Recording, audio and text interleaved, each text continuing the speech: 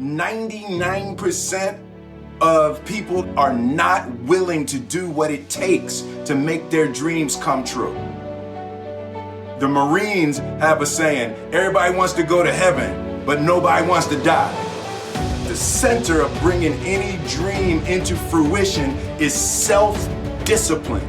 You know, something as simple as food and eating is not about your body as much as it is about your mind. It's getting command of your mind to be able to choose actions that are in your own best interest. And I think the word discipline has kind of a bad name. We think about it in terms of punishment. I'm not talking about discipline in that way. I'm talking about discipline in the sense that you forego immediate pleasure for the exchange of long-term self-respect. I believe that self-discipline is the definition of self-love. That when you say that you love yourself, that means that you have behavior towards yourself that is loving. Self-discipline is the center of all material success. You cannot win the war against the world if you can't win the war against your own mind. Self-love is when you say to yourself, man, look, I know you and that girl got a real connection. I know y'all vibe, but that's your girl's cousin. So I love you too much to let you do that. It's like you say to yourself, hey man, look, I know you want to eat that pizza and it'll be really good, you know, but I can't let you eat that, man, because if you eat that pizza, you're going to feel like shit, you know, and I love you too much to let you eat that.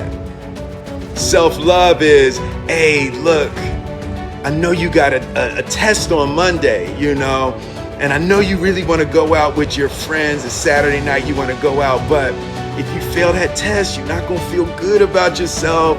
You know, I love you too much to let you go out tonight. Self-discipline is self-love. If you want to be happy, you have to love yourself, which means you have to discipline your behavior. The road to sustained happiness is through disciplining your behavior. We tend to base our self-esteem on what other people think.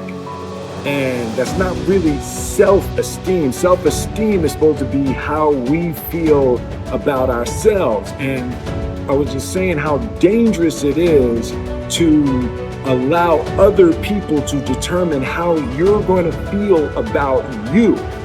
And it's kind of like looking into a broken mirror. You're going to look in a broken mirror and then change your face to try to look good in this defiled, busted, broken mirror. And it just, other people's opinions is a really way to determine how we feel about ourselves. It don't matter whose fault it is that something is broken if it's your responsibility to fix it. For example, it's not somebody's fault if their father was an abusive alcoholic, but it's for damn sure their responsibility to figure out how they're going to deal with those traumas and try to make a life out of it. It's not your fault if your partner cheated and ruined your marriage, but it is for damn sure your responsibility to figure out how to take that pain and how to overcome that and build a happy life for yourself. Fault and responsibility do not go together. It sucks, but they don't. When something is somebody's fault, we want them to suffer. We want them punished. We want them to pay. We want it to be their responsibility to fix it, but that's not how it works, especially when it's your heart. Your heart, your life, your happiness is your responsibility and your responsibility alone. As long as we're pointing the finger and the prerequisite for spending time with any person is that They nourish and inspire you. They feed your flame. Look at your last 5 text messages. Are those people feeding your flames or dousing your fire? Put your phone down for just a second and look around. Look to the people around you. Are those people throwing logs on your fire or are they pissing on it?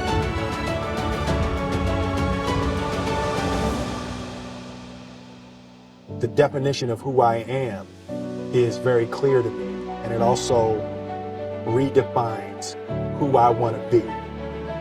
In that I know for a fact that I'm stronger than I thought I was. You can't help but ask yourself the question, what would I do if I was in Muhammad Ali's shoes? I'm motivated by fear. I hate being scared to do something. And I think what developed in my early days was the attitude that I started attacking things that I was scared of. Why were you scared in your bed the night before? What do you need that fear for? Just don't go. Why are you scared in your bed 16 hours before you jump? Why are you scared in the car? Why could you not enjoy breakfast? Fear is fear of what? You're nowhere even near the airplane. Everything up to the stepping out, there's actually no reason to be scared. It only just ruins your day. You don't have to jump. And then in that moment, all of a sudden, where you should be terrified is the most blissful experience of your life. And God placed the best things in life on the other side of terror.